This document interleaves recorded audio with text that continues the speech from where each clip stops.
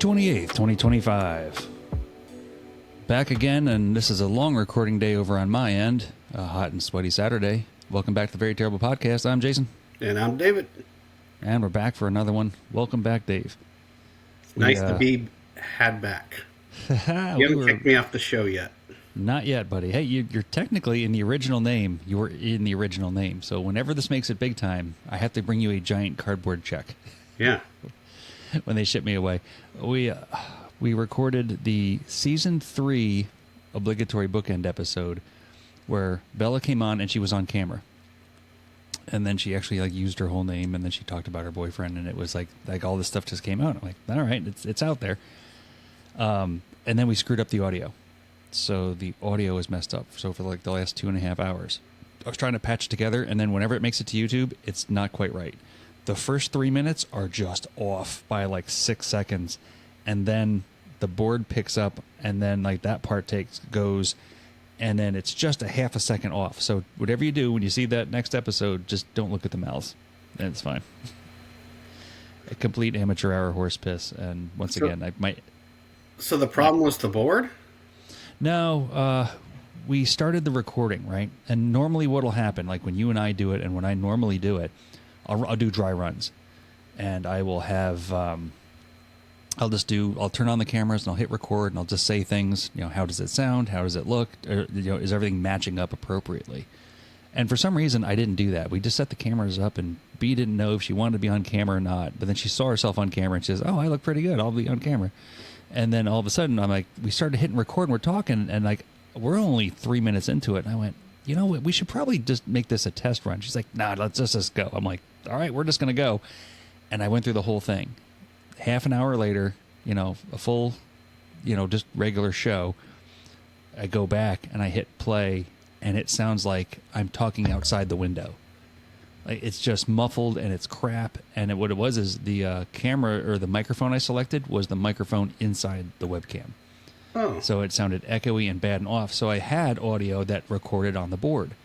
So I had to go in the editing program. I put the audio from the board over the video from the camera, but those first 3 minutes didn't exist on the board.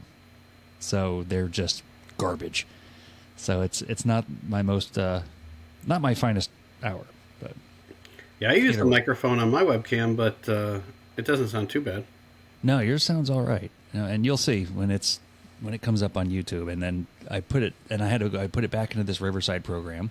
And then I let AI try to touch up. AI did a good job touching it up, kind of getting everything put back together, but it's not quite right. So hopefully you and I are doing a better job now. We're just going straight into Riverside. We're not messing around with the other programs. I don't have more than one camera going. And I think we should be okay, but now B is on camera, it's going to upgrade the show. Yeah. And then she was talking about, if we ever get famous. I told her, I said, she wants to do this for her college. And, whether she gets college credit or she gets something for a resume or whatever, or for her, what are they called? Not college resumes, applications. And I guess there's a part where, if you've done things with media or broadcasting, you get some kind of a check in the box. So hopefully she'll get to enjoy some of that. They're like, what podcast were you on? She's like, it was very terrible.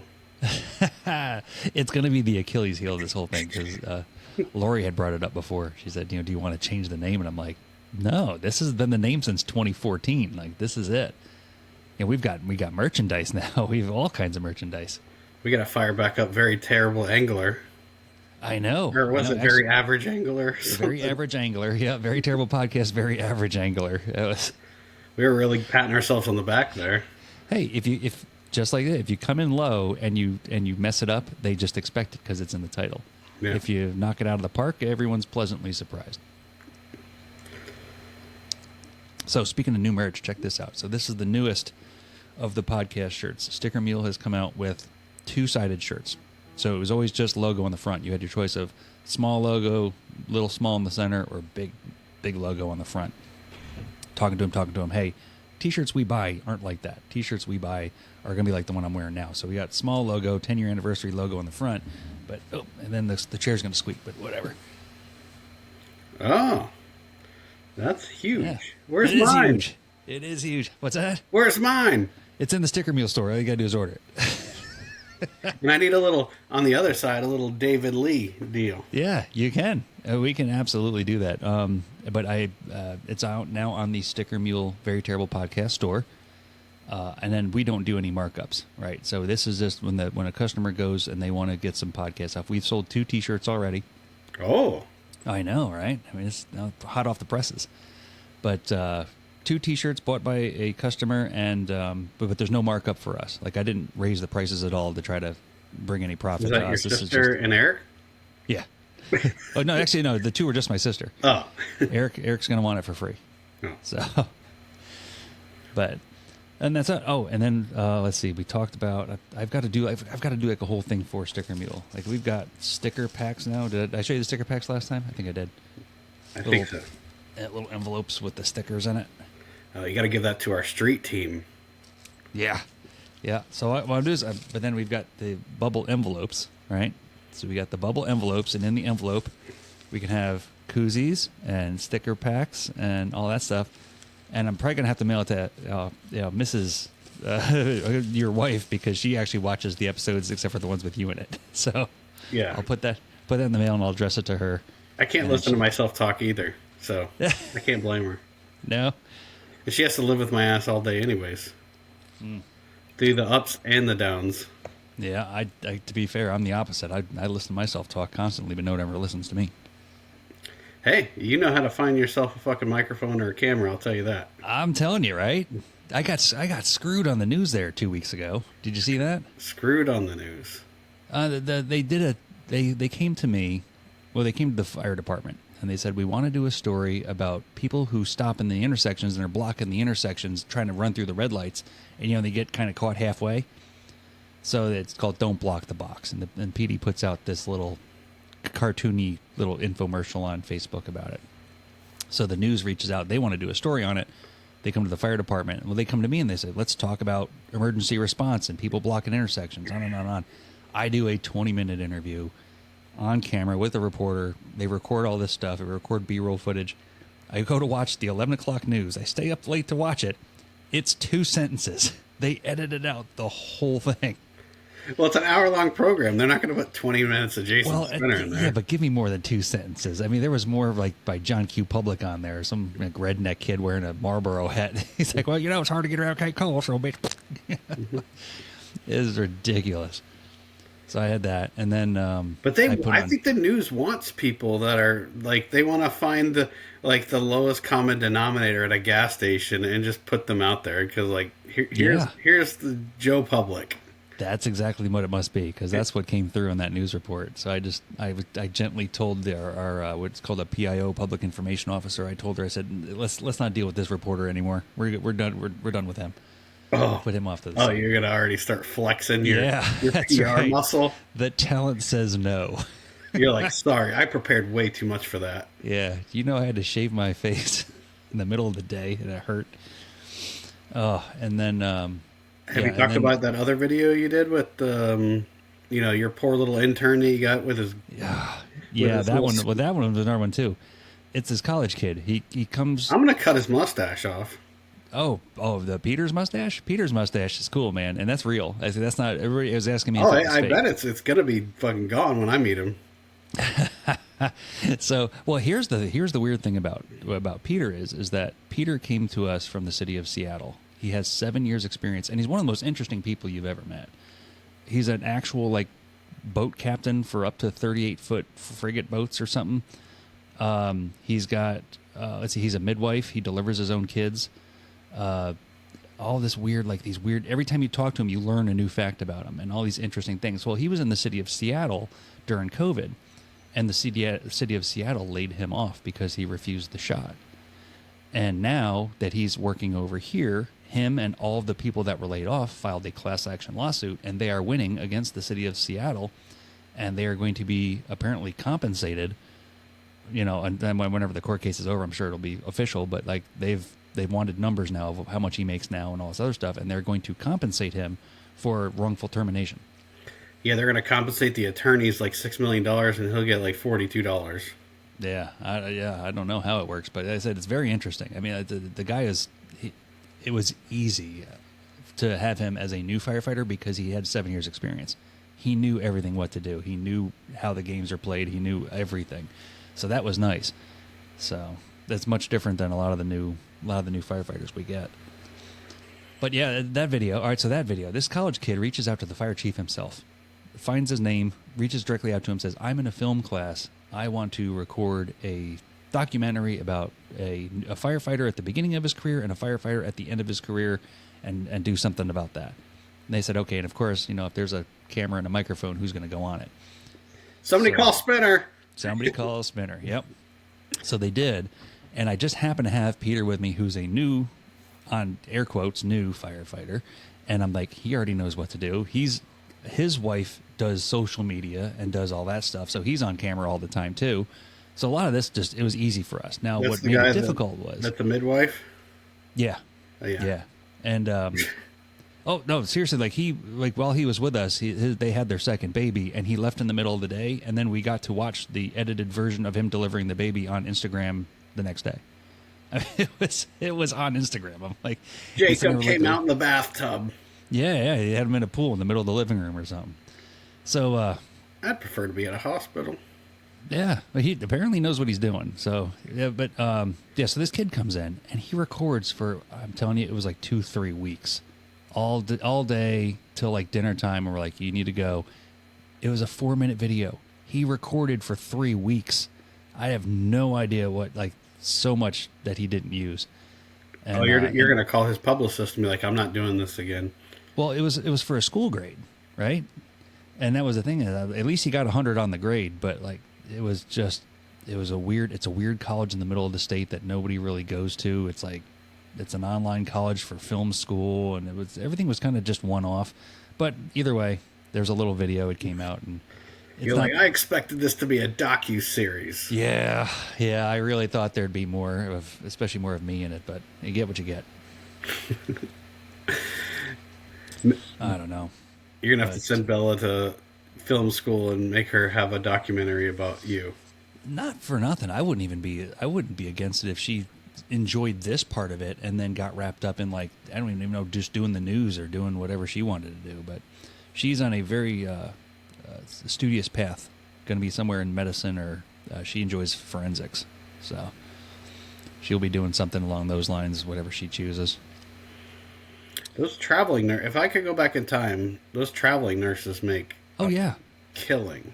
Big money. Yeah, and what is it? Josh's brother-in-law is a traveling nurse, and he's traveled all around the country, and they've paid for everything, and he's finally settled down now, and he did a stint over in Oregon, I guess, and he likes it up there, so he's like, yep, I'm going to move there now, and he just packed up all of his stuff, and he lives in Oregon. Yeah, she's always talking about going to Montana, but she could go see everywhere and figure out what she likes. Yeah. Well, that's what, and I'm wondering too, I don't know if she'd like to see live patients. She has an affinity for So you're saying she wants to be a mortician? Yeah, she's okay with the dead ones more than the live ones. So that's not a nurse. No, it's not a very good nurse if it is. But we'll see. Obviously, she's got the world's her oyster right now. She's got great grades. She's going to a special high school to get her associates when she's done. So she's going to be well on her way to doing whatever it is that she wants to do. But either way, yeah, she spent time with us this morning. We made the episode. That'll come out probably today. The stuff that you and I are doing now, I'll probably put out Monday or Tuesday. And that is basically what's going on with her. And and then we got on the TikTok. We're on the TikTok. Not that we're doing funny you were dances. already on TikTok, because Bella's like, you got to add the podcast on TikTok. I'm like, I do. And she's like, that's the wrong one. That's the wrong one. I guess she made one back when it first started, but didn't want to be the social media manager she was going to be. And then that one went dead. So now there's a different one. So you're the social media manager? Yeah, self-managing. I got to tell you, it's more work than I thought. It is a lot more work than I thought, because you could sit there all day and just uploading clips and uploading videos, and each one has to go to different places. And sometimes one program will put it in 2 or 3 spots, which is nice. But each program has different editing. So you'll see on Instagram, I don't have the fun little logos that I'll have on TikTok, because TikTok, you can put the little logos in on the screen. So where Lori and I had the ones where we were talking about Diet Coke and McDonald's and all that. I could put a McDonald's logo, I could put a Diet Coke logo, I could make them dance, I could do things, and you can't do that on Instagram. So like those two videos, you have to do them separate. YouTube Shorts has its own, editing program. It's, I don't know. With TikTok, I'm just trying to, you have to post every day. Well, I was going to ask, all right, so let me ask you this question then, because I'm also getting pushback because Bella says, no, if you do that, you get what's called shadow banned. No, TikTok wants you to go, and technically TikTok wants you to post a lot, and they want you to go live. Really? Yeah. So really, we should take your phone on the next one, put it on TikTok, and just make it go live and film. Really? I don't know. Oh, I didn't know that was a thing. Broadcast our split screen somehow, but yeah, or not even that. I could take the phone, put it up in the ring cam that's over there, and then just have it recording, and it'll see the whole thing. It'll be like a behind the scenes while we're making the show that they could also watch later. Yeah, and you have a link to the. Well, we're not doing it live, so yeah. Damn it. I don't know. Either way, it's a lot of work. It's a lot more work than I thought it was. Like, I just thought I'd get on there once a day and be done with it. But, like, you go through a half an hour here, a half an hour there. And then the worst part is, like, the traction's not where I thought it would be. YouTube Shorts is giving us the best traction. We've got, like, thousands of views on each video on YouTube Shorts. I got a couple hundred on TikTok and a couple hundred with each one with Instagram, and that's it. And it's like nobody's actually following. They just scroll through, I guess, and it's just counting it. Yeah, with TikTok, you got to like find like the most popular current like sound, which is like usually like a song or something, and you could put it in the video but mute it. Really? So, like, there's these weird little things you can do to make it. And is it still owned by China? Is it still like the China thing? I don't think it's actually ever really. I think it was owned by a company that has Chinese influence. Oh, okay. Was it like breakdance or some shit like that, or? Yeah. But I mean, everything's owned by. I mean, everything we're filming on right now is owned by China. That's fair. It's all silly. It's all silly because it's all. Whatever we talk about on the podcast is going to pop up in my Facebook ads. Oh, that's right. So they're they're listening. It's just a matter of the Chinese are listening. They can have it. I mean, there's not a whole lot they can take from us. Yeah. Well, speaking of international tensions, we had started and then apparently ceasefired and then maybe started back up World War III again. Yeah. Trump started and ended the war and declared it the 12-day war. Yeah. That was the most odd thing on the planet. B was all in it. And this would be her first really war she paid attention to. Now, you and I had Desert Storm in Afghanistan and everything else going, so we were just used to it. Where, for her, this was her first one, and we were in Orlando for a conference, and she's like watching it on her phone, and she's like, I don't know what's going to happen. Are they going to attack us here? Blah blah blah blah. And then we're sitting there talking about different things, and and then there's the ceasefire. So she goes to bed. She's all excited about the ceasefire, and I said, listen, here's the thing with the ceasefire. They're going to agree on paper, and someone's going to throw a rocket launcher over, a rocket over just for funsies to just see what happens. And by the next morning, that's what happened. She's like, this ceasefire got broken. I'm like, I told you it would. It always does. Yeah. They've been fighting for 4,000 years, and they're going to fight for a couple thousand more till we blow each other all up. Yeah, and not until the last one is dead is this thing ever going to end, so it's never going to be over. Yep. I don't know. It was interesting. So I went up to Orlando for a pension conference, and one of the presenters was a retired Navy admiral she was the lead instructor at the Naval Academy for finance or something like that. So she was up there supposed to be talking to us about money. Now this is right as the rockets were launched at the 6 rockets that were launched at the U.S. base that somebody else shot out of the air. Oh yeah, there was like. I think there was 14 missiles because we dropped 14 bombs on them. So they shot 14 missiles at one of our bases, but they told us like a week in advance that they were going to come.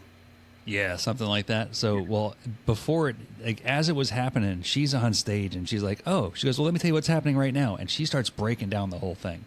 And it was really interesting coming from her because she's privy to all this stuff, and she's like, "Does anybody know about uranium?" She goes, "Raise your hand if you know about uranium," and nobody really knows about it. She goes. She goes, it comes from the earth. You literally can scoop it up with your hand and eat it, and it won't hurt you. She goes, How much does uranium go if you wanted to buy it? Anybody that is $50 a pound. You can buy uranium all day long. She goes, what it is the enrichment process. She goes, you have to have the machines and the tools to do it, but she goes, if you enrich uranium, she goes, you can enrich it to a point where it becomes suitable for power plants and all that. She goes, once it becomes for power plants, she goes, the process is supposed to stop. If you continue to enrich it, she goes, that's what it makes it weapons grade, and that's what everybody's looking at. So that's what they were looking at with Iran as far as they had the capabilities to continue enriching it. So they were going to make it into weapons grade, and that's not what anybody wanted. And all this other stuff. She goes, you take that out and you make it weapons grade. Now, she goes, go back to the machine that you just got done using it for plutonium or for uranium. She goes, you scrape the inside of the barrel, and she goes, that's plutonium. And she goes, and plutonium is what they use on the big atom bomb. And she broke down the whole thing. It was so cool. We were supposed to be talking about money, and she's talking about bombs and blowing things up. I was like, this is great. Yeah, I think they're not supposed to go past 60%, but yeah. Yeah, but it's interesting. Yeah, she goes, it's harmless. She goes, walk up, scoop it in your hand, and eat it. She goes, it wouldn't even hurt you. But there's no, like, Iran sees North Korea, and they're batshit crazy. Yeah. But nobody fucks with them because they have the bomb. Yeah. So why would Iran say we don't want one? They probably already have one. Yeah, I would assume that they did. You would have to assume so. I mean, everybody knows Israel has nuclear weapons. Well, because we gave it to them. I don't know if we gave them to them or they made their own or they borrowed it from a friend. What is it? The one that one strike that they did was like F-38s. I mean, isn't that our new plane? F-35s, yeah. Yeah, that's our new plane. Yeah. How did they get it? Yeah, they have pictures of us being pegged. Yeah. Because we just like, hey, you want to bomb all of your neighbors? Here's a bunch of weapons. Yeah. Yeah, that's... And we don't know why they're all mad at you. Well, that's what I was trying to... Well, Bella had asked. She was like, why are we involved in this stuff? I said, here's the deal. I said, you're either going to fight it in their backyard or you're going to fight it in our backyard. Where do you want to fight it? And I was like, that's how this is going to go. So, you don't want them fighting over here. No. Well, Iran doesn't have anything that can reach here. So no, they don't have anything that can reach Israel. Oh, they do. It's not super accurate. That Iron Shield thing or whatever, the Iron Dome? The Iron Dome or whatever, that thing shot everything out of the sky. Some got through. Oh, I'm telling you. You got to figure they got screwed up too, because when they had, I mean, even in the 90s with the Desert Storm in Iraq and all that stuff. So Iraq's getting hit. They're just sitting around next door. They got, shit kicked out of them too by accident. I think Israel's like our proxy to do fun shit for our military. Yeah, it might be. Because they do some, like, what was it, with all the Hamas terrorists? Like, they did this most elaborate, like, CIA scheme ever where they all somehow gave all the terrorist pagers and they all liked them. And, like, they're all walking around and they all blow up at the same time. Yeah. And then with Iran, I guess somehow they had got their Central Intelligence in Iran so worked up that they all had a meeting and they all got in the same room and they blew them all up at the same time. That is awesome. Like, they do stuff that you're like, that's not them. That's us. Yeah. Somebody really thought of something clever. That's got to be us. Yeah. And we have all the fun toys. And more important than that, we have all the contractors that want you to blow things up so they could buy or build more things to blow up. Yeah. Yeah. And what a better testing ground. Like I said, you got something you want to try out, you can't just go up to Nevada and blow stuff up. You got to take it out somewhere where you can really make a mess. Yeah. Oh, my goodness. I guess they dropped like 5 of those giant bombs in like a 8-foot manhole cover in the top of a mountain. Like, really? Jesus. Like, no, how does that better there than here. And that's it. So we were at this pension conference all week, and to be fair, like, this was the annual conference, so there was very little like education going on. But is that similar to the one we went to in Miami with Steven Spielberg's boat? That was a legal conference. Same idea, right? Minor touch on education, major touch on partying and drinking all you can drink. Right? I think that's every conference at this point. Most conferences I go to, it's the people are just there to drink and party and have a good time and not absorb any of the information. Yeah. Yeah, and then write off everything on their taxes. Yeah. I I don't know. I'm not the most people person, but I'm starting to get to the point where I feel comfortable at those events. But it's Yeah. not. I'm not like, oh, I get to go here this week. And then when we go with work, it's work. You're supposed to go and have a book report when you're done and who'd you talk to and all this. Ugh. Yeah, That's not good. yeah. Well, is it all the same people every time you go? I haven't been a lot. They've actually just started letting me go to stuff like that. So I know just working in the industry for so long, like there's people that I have known for a decade that are there. Yeah. So I would imagine that there's like a core group of people that are there and go there a lot, and then the new people that come and go. Yeah, that's basically what mine is too. I've been doing this pension thing for 13 years, and it's the same people over and over. To where there's a new series, there's a national series that's coming around. They're going to come to Fort Lauderdale in, I think let's say October, and it says looking for speakers. And I'm like, oh, I'd have a live audience and a microphone. I got to find something to talk about between now and October. So I'm going to put together, I think, a presentation is to hand it in and see if they'll let me do it. I'm good at talking, but I can't like presentations. Just like I have to have bullet points and know what I'm talking about and just riff. Yeah. Like if it's like read this slide, like you might just forget about it. Well, yeah, but you've been in the audience. You don't like them. That's the reason why. They're terrible. And if I try to do that, I'm terrible because there's certain like times where once a month we have a national call at work, and there's 100 to 150 people on there that there's times where I have to talk, or every time I have to talk. But if there's something like that's very specific that I have to read like a contractual language, like that just sucks. But yeah, that's no fun at all. If I know the top, like most of the stuff I know, like I could just riff about it, and I'm just like, here's a bullet point, talk about it. Don't, and it's mostly don't do stupid shit. So yeah, and that's the way it should be. Yeah, if you have you put up your stuff, you get your bullet points. It's one or two keywords. You elaborate on it. They are supposed to pay attention, and then you can hand them the slides when you're done. Hopefully, they remembered all the stuff. I went to one this past conference. The woman had an app or whatever it is she did, had QR codes in the presentation. So she is talking about, I don't know, talking about difficult times in your life and the challenges that people face and blah, blah, blah, blah. So she goes, all right, everybody take out your phones and you just scan this QR code. You scan the QR code with your phone, a quiz thing comes up on your phone, and as you send in the answer, her system grabs all the answers and puts it on her phone, and she can sit there and talk about, without naming names, like, oh, this person said this and this person said that, and we have somebody in the audience that said this. And I'm like, oh, that's cool. interactive poll. Interactive. I'm like, that's neat. Because, I mean, the first thing I want to do is if I get a microphone and I get in front of, 450 to 1,000 people, I'm going to go, I flew all the way here from Fort Myers, and boy, are my arms tired. I'm going to have somebody with a rim shot thing.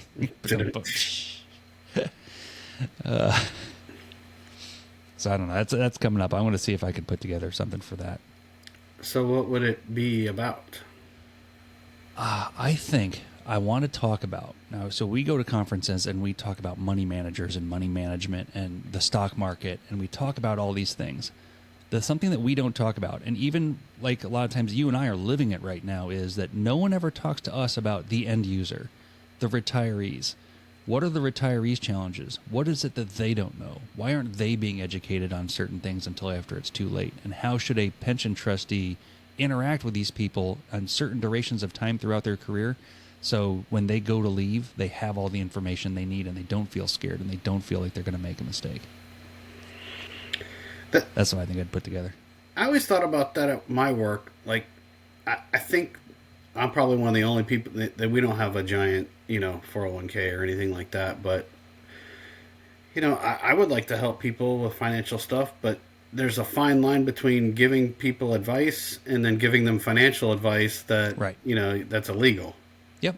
No, you're absolutely right. So what I do is I teach people how to read all of the stuff, what all of the terminology means, and I give them a very basic overview, and I just tell them, I am not going to tell you what to do. I am not going to give you any direction on how you want to set up. This is a discussion for you and your family, but this is what the terms mean. This is how the website works. This is how a portfolio is set up in its very most basic form. and then I send them on their way. And usually that's enough. And if you want to be like me, you're going to do dollar cost averaging and do this on Friday at 4 p.m. and There are so many ways to skin this cat, when it comes to the money and all that other stuff. Like we have our very good friend, Jason is into options now. So, and he's actually one of our top YouTube watchers. So he's going to watch this video and he's going to say, "Hey, look, they're talking about me." Which one? Which Jason? Otis. Oh. You never really got into that, but no, and that's the thing is it's very interesting. He'll talk to you about it and he breaks it all down, and he's given me some assignments as far as, hey, watch these YouTube videos. So I've got to go ahead and watch the YouTube videos so I can try to keep up and have a conversation about it. It's just a different way to do it. That's almost betting people fail, right? It can be, yeah.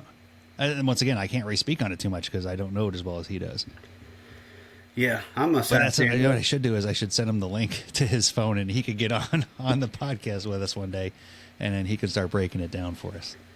I'm a sad panda that Robinhood now, like they've banned some partial trades now. Again? Yep. Huh. Because they did that when people were making too much money on, was it GameStop, or wasn't it? When GameStop was dipping?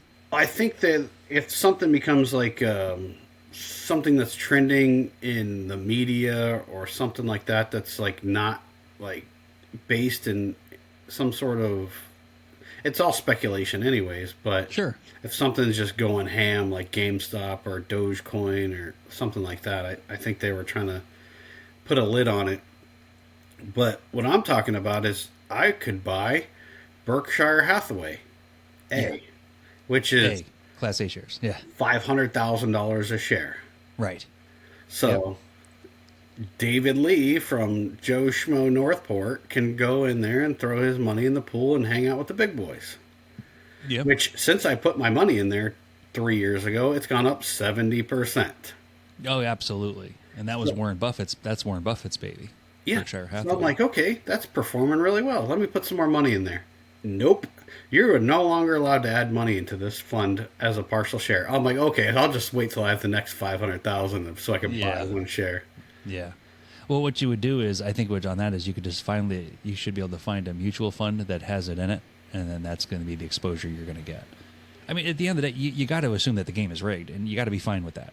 You have to understand that this is not exactly the most free of free markets, and you're allowed to play along, and you're allowed to make a little, nickels and dimes here and there, but for you to hit a home run like the big boys do, that's probably just not going to happen because like you just noticed, you can't play in their sandbox. Yeah, I use Robinhood for my fun money. It's my risky and like stupid investments, I call them. But I do pretty damn. I think I've told you about it, that Unusual Whales, where they talk about the congressmen and senators who they're investing in. Yes. And 9 times out of 10, it's it performs very, very well.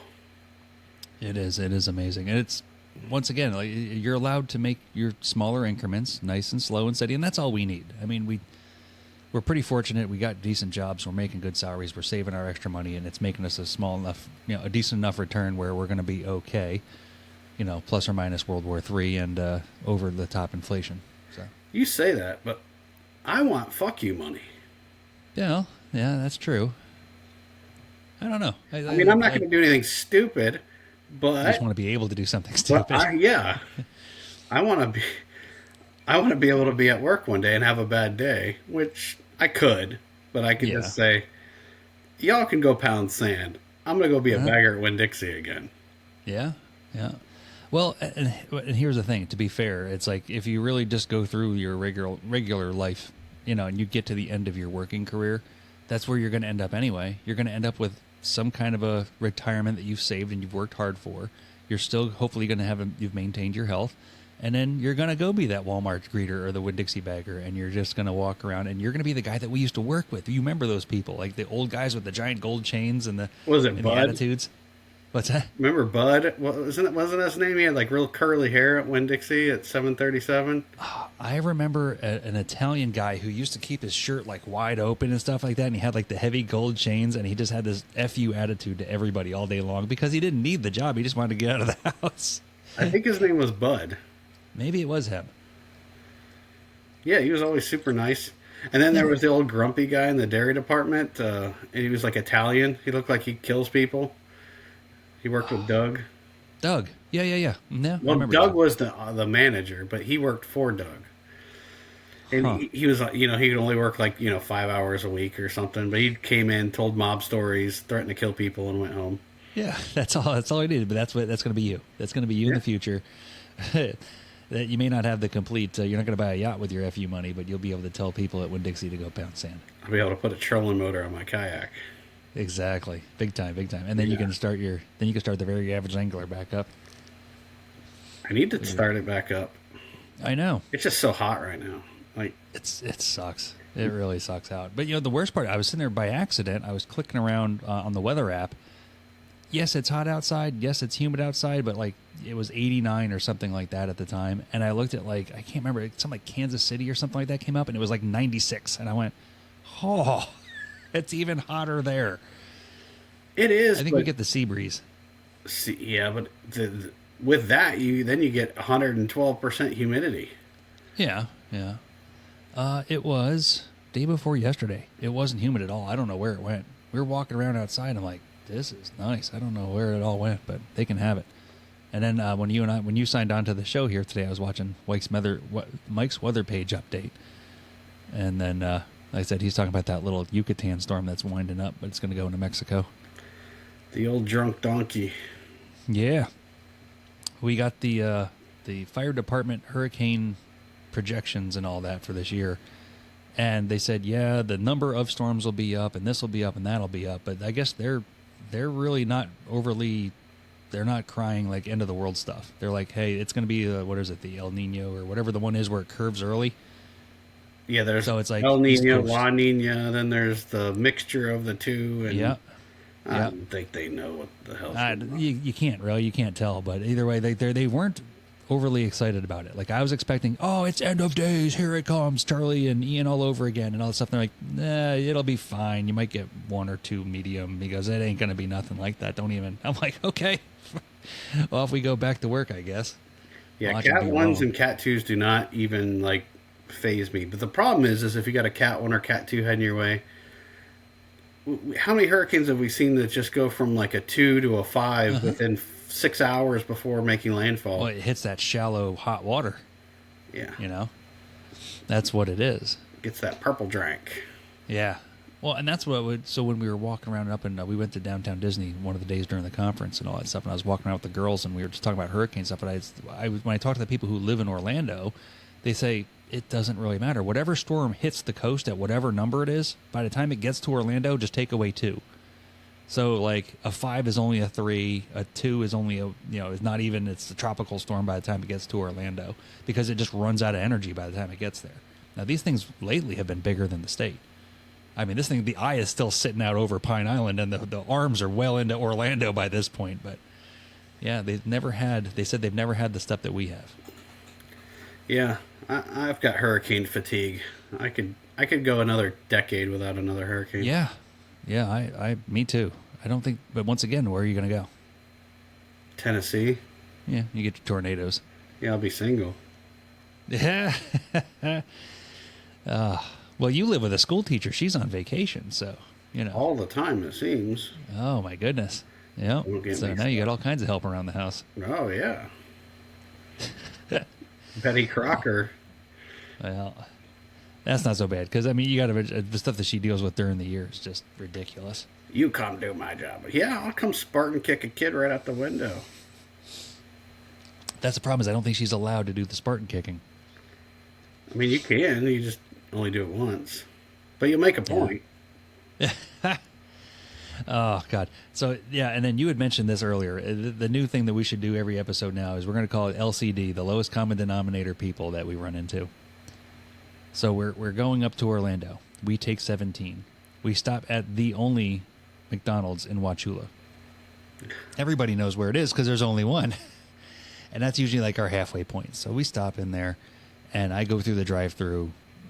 Lori likes the fries and the Diet Coke. I eat the burgers. Bella wanted a grilled cheese from Sonic across the street, which was a complete flop. I go into the drive-thru window, and I'm already I've already been driving for an hour and a half. I just want to, have something quick to munch on. So what I do is I get the meal that we split up. It's the number 7 is the 2 cheeseburgers meal, right? I just give them to me as hamburgers. I eat the 2 hamburgers. They eat the fries and the soda. Everybody's happy. I pull up to the window, and I said, "Hi, can I have a number 7 with just hamburgers instead of cheeseburgers?" And there's dead silence. Yeah, hello? He's like, yeah, sir. Yeah, we can't do that. I went, so I'm already in my mode. I went, yeah, you can. I believe in you. So let's try this again. I'd like to have a number 7 meal, just hamburgers instead of cheeseburgers. And then she's like, no. I'm like, listen, just hit the number 7 button. And I said, go large size, Diet Coke. Now go number 7 without cheese. I go, that's what it is. And I go, a cheeseburger without cheese is a hamburger. So whether I pissed them off or whatever, I had to talk them through it. I get up to the window, I pay for the stuff, I get my food, and we leave. I open the bag to find 2 sandwiches. One is a cheeseburger, and the other one in a cheeseburger wrapper is a cheeseburger that they opened up and just scraped everything off of and put it back on and put it back in the bag. So it didn't have any mustard, ketchup, onions, pickles, or cheese. It just meat and a bun with smear all over it. And I'm like, what? How is this even a thing? I mean, I get it. You're a McDonald's employee. I used to be one too. But how do you not? I talked you through it. It's just hamburgers. It's the same sandwich, just without the not real cheese on it. I think she was just a moron and thought they're 2 separate things.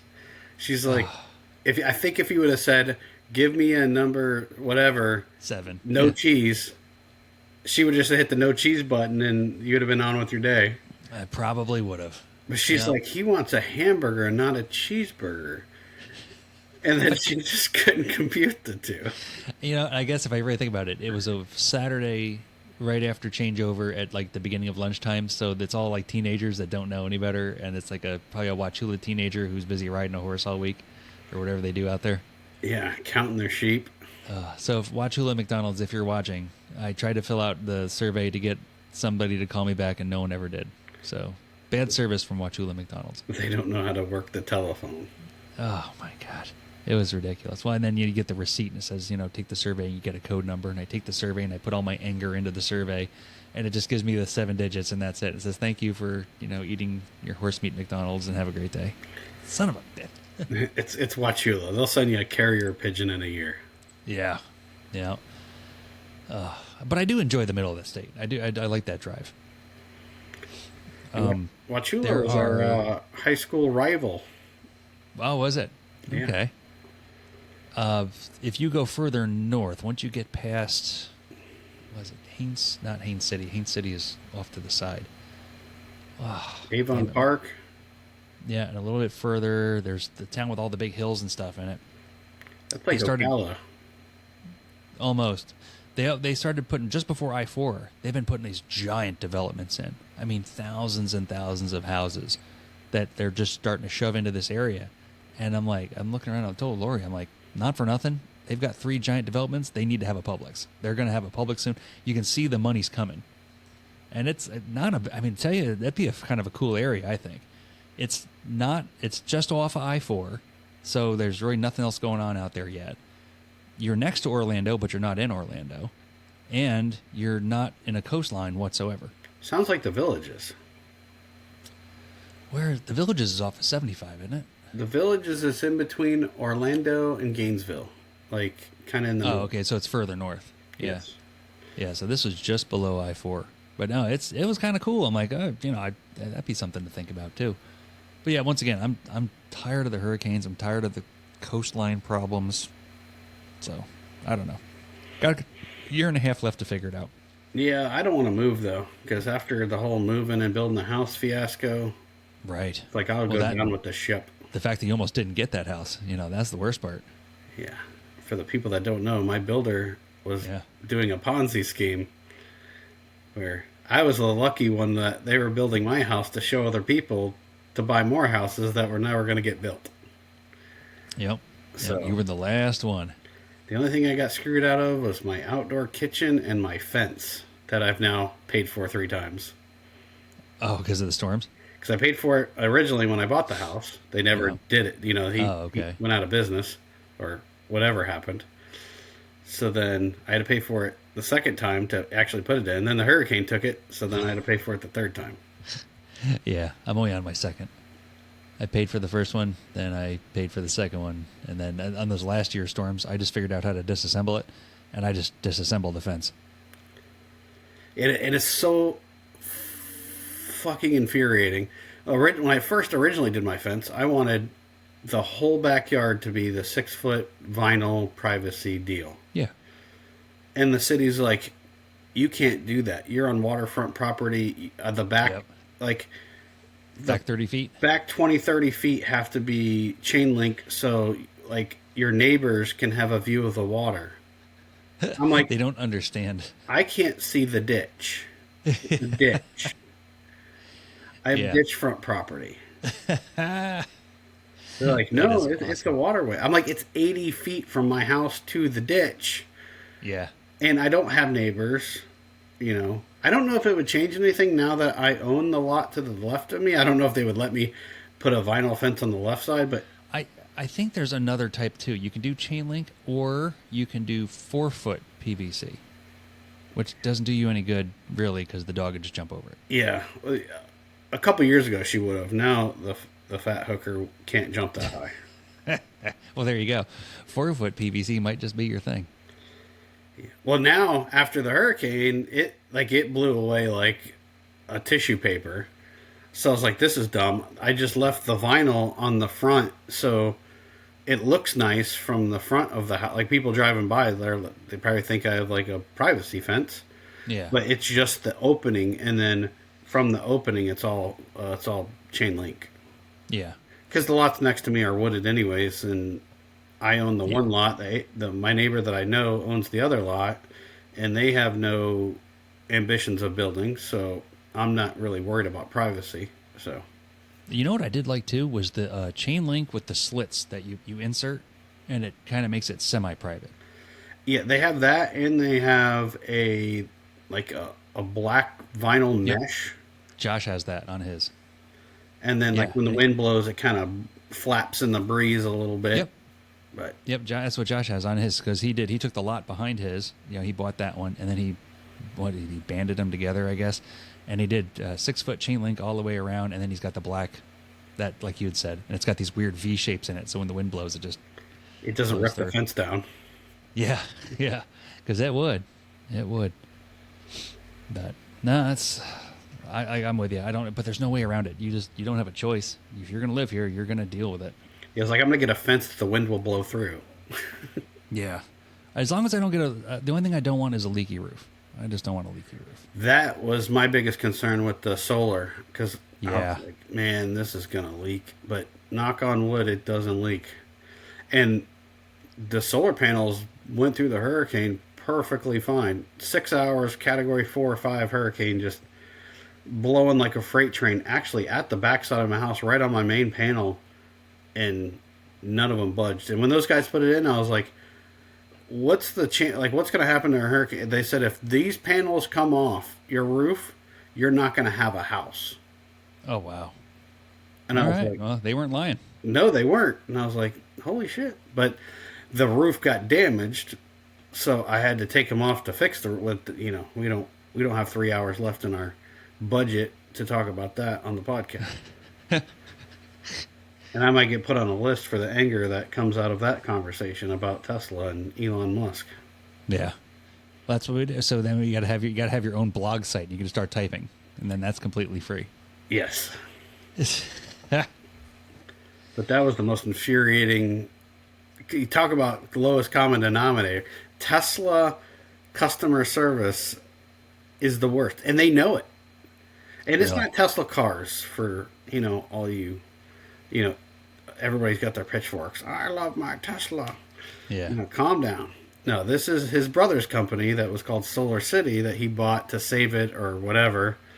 And then it's literally, you cannot talk to a human. You have to go on an app. And if you argue with them for more than 2 volleys of messages, they just make the app crash. Oh, really? Yeah, I've recorded it. Oh, dang. They're like, oh, this guy's angry. Oh, we lost power. Did you see the new thing that they have a new thing now? They said if you're on the phone with somebody you don't want to talk with, don't hang up on them. Just put your phone in airplane mode, and it says the call has been dropped. Not that you hung up. Oh, really? Yeah, that's how you get out of a phone call with somebody you don't want to talk to. Oh, I didn't know that. Yeah, see, there you go. That's probably what they're doing to you. Yeah, they're like, I did end up finding out that they had like a 1-800 number, and I figured out how to talk to humans. But even when I got to talk to the humans, the people would be like, several of them were like, listen, we're not happy about it, but you're not going to get any help. Oh, dang. They're like, you're screwed. Huh. I'll be. So. Well, that's how we learn. Yes, sir. All right, buddy. Well, that's all I had. What else you have? That's all I got, too, my friend. I think we're running up on about an hour, which is pretty solid. And we had some feedback from our buddy Jason there that said an hour and 40 minutes was long. So we had an hour and 40 on the last show, so we're good here at 50 minutes. That's just... If we can riff for 2 hours, we'll riff for 2 hours, Josh. I know. All right, buddy. Well, thank you for hanging out with us today. It's a Saturday the 28th. We got July 4th coming up. We're going to... I've got nothing planned for July 4th because I'm working on the 5th. Yeah, my dog's going to think that she's back in Vietnam. Get her some meds, buddy. Get her some meds. Trazodone coming in hot. All right. Once again, thanks for everybody for hanging out. I'm Jason. And I'm David. This has been Very Trouble Podcast, Health, Wealth, and Happiness.